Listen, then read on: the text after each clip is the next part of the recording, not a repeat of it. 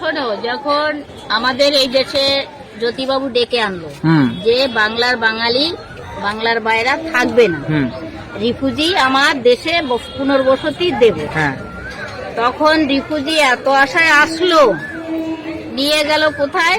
সুন্দরবনে নৌকা ডোং পার করে হাঁটাইয়া সবকিছু করে নিয়ে গেল। নিয়ে যাওয়ার পরে ও মরিচঝাপিতে আমরা 4 বছর ছিলাম।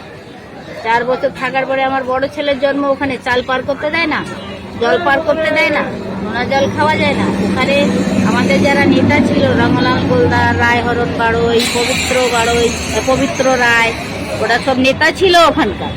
ওরা নেতা হয়েছিল আমাদের। ওরাও এসেছিল ওই ডাকে, ওই দেশের থেকে। ওরা কল বসিয়ে দিল, সব টিউবওয়েল বসিয়ে দিল। ওই মরিচঝাপিতে একটা করে টিউবওয়েল বসিয়ে দিল, সেই জল আমরা খাই। কিন্তু চাল পার করতে দেয় না। রাতারাতি যদি 1 বস্তা চাল দেয় পার করতে, তাও সিপিএম এর থেকে কেড়ে বুড়ে সব নিয়ে যায় নৌকোর থেকে। এই করে করে 4 বছর কেটে গেল। ঝাউ গাছের মাথা, নারকেল গাছের মাথা, নারকেল গাছ তো একটাও নাই, সব কেটে খেয়ে খাবে কি বাচ্চা কাচ্চা নিয়ে? নারকেল গাছ কেটে খেয়ে নিল? নারকেল গাছের যে উপরে যে মাথা উপরে কাটবে, দেখবে একদম নারকেলের মতো নেওয়া হবে নরম নরম, ওগুলো কেটে খেয়েছে। ঝাউ গাছের মাথা কেটে খেয়েছে। সে দৃশ্য তুমি ভুলতে পারবে না। তারপরে যখন উঠিয়ে দিল রাতের বেলা বন্দুক রোলারের বাড়ি, রে ভাই, নদীর জল লাল হয়ে গেল। মানুষ আর মানুষ মরে। আমি তো ভয়তে বাঁচি না। আমি কই কি আমার বাচ্চা কোলে, 21 দিনের বাচ্চা। আমার বড় ছেলেটা তো আমার 21 দিন বয়স।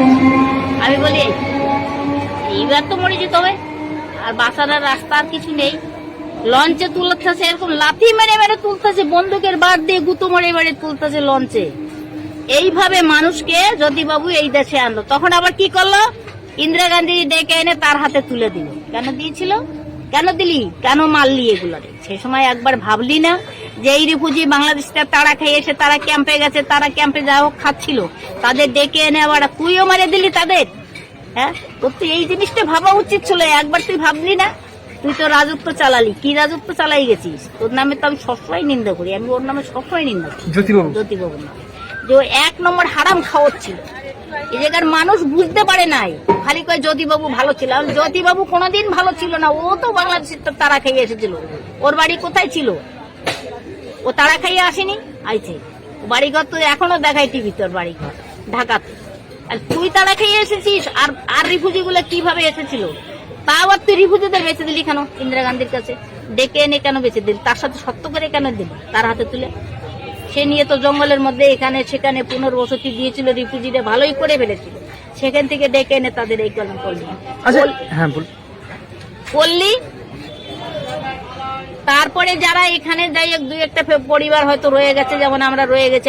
আমরা ও দেশে যাইনি। আমি তো উড়িষ্যা, আমার শ্বশুরবাড়ি পুনর্বসতি পেয়েছি, ওখানে আমি যাইনি। বাপের বাড়ি অন্ধ্রপ্রদেশ, আমি যাইনি। তারপরে এখানে রয়েছে। এখানে যখন জায়গা দেয়, যে সমস্ত জায়গা দিয়েছিলাম, তখন আমি গেছিলাম। যে আমার ননদ নিয়ে গেছিল জায়গার জন্য, যে আমার ভাইয়ের বউটা তো কেবল এসেছে, ও তো এসব বোঝে না কিছু পার্টিগত ব্যাপারে। এত জায়গা দেওয়া হচ্ছে, যাক ওকে একটু জায়গা দেওয়া যায়। দিল না তখন জায়গা, আচ্ছা দিল না। আমি তখন আমার ননদকে বললাম, দিদি কিসের জায়গা, কেমন জায়গা, কার জায়গা দেবে? ওই কেন এই যে সব বসাচ্ছে, এই যে সব দখলি জায়গাগুলো যে দিচ্ছে, বসাচ্ছে সব, এইগুলো বসায় তোমাকেও দেবে একটু, 2 কাঠা দেয়, ভালো কথা। আমি বলি, দিদি যদি ভাগ্যে থাকে কিনে নেব, খাটবো, কিনে নেব। তখন তুই কিন্তু খাটছি, সেটা কিন্তু করেও নিয়েছি। যাই হোক করেছি, কুড়ি তো বেঁধেছি। কুড়ি বেঁধে থাকা ভালো, তবু পরের জায়গায় থাকা ভালো। এই যে এখন পরের জায়গায় তো তুলে দিচ্ছে, আমি কি করবো? কিছু করবো না। আচ্ছা দিদা, আমি এটা শুনেছিলাম যে ওই মরিচঝাপির সময় জলে নাকি বিষ মিশিয়ে দিয়েছিল। বিষ তো দিয়েছিল, সেটা তো দিয়েছিল। সে জল তো কেউ খায় না। হ্যাঁ, তারা জানতে পারে, তারা তো যাদের মারবে তারা তো পালাইছিল।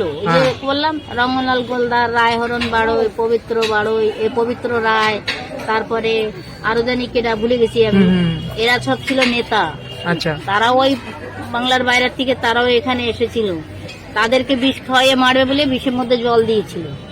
জলের মধ্যে বিষ জলের দিয়েছিল মধ্যে বিষ দিয়েছিল, কিন্তু তারা বুঝতে পারছিল বলে সবাইকে বলেছিল কলের জল কেউ খাবে না, কিন্তু আচ্ছা সবাইকে মানা করে দিত। তারা তো রাতারাতি না পালালে তাদের মেরে ফেলতো, হ্যাঁ তাদেরই মেরে ফেলতো, টার্গেট ছিল তাদের উপরে। হ্যাঁ যে তোরা তো রাতারাতি কোহান দিকে এটা জলের মধ্যে যে, আর কুমিরমারি নদী তো হ্যাঁ, হ্যাঁ। জ্বর ভাটা খেলে, হ্যাঁ হ্যাঁ আর তারপরে পাশে এসে রায়মঙ্গল নদী, আচ্ছা নদীর মধ্যে পড়ে গেলে আর উঠতে পারবে না, ভোলায় পড়ে গেলে তো আর উঠতে পারবে হ্যাঁ না। হ্যাঁ এই জন্য যে যেখান দিয়ে পাচ্ছিল সে সেখান দিয়ে পালাইছে। আচ্ছা আচ্ছা আচ্ছা কি করলো বলো, দেশের মানুষগুলোরে মারলো তো হিন্দুদের, হ্যাঁ হিন্দুদেরই তো মারলো, মারলো কারে, হিন্দুদের তো। তাই এরা হিন্দু হইয়া হিন্দুদের মারছে, তো এরা কে কয় গাদ্দার ছাড়া কি কয়? আমি তো গাদ্দার ছাড়া কই না।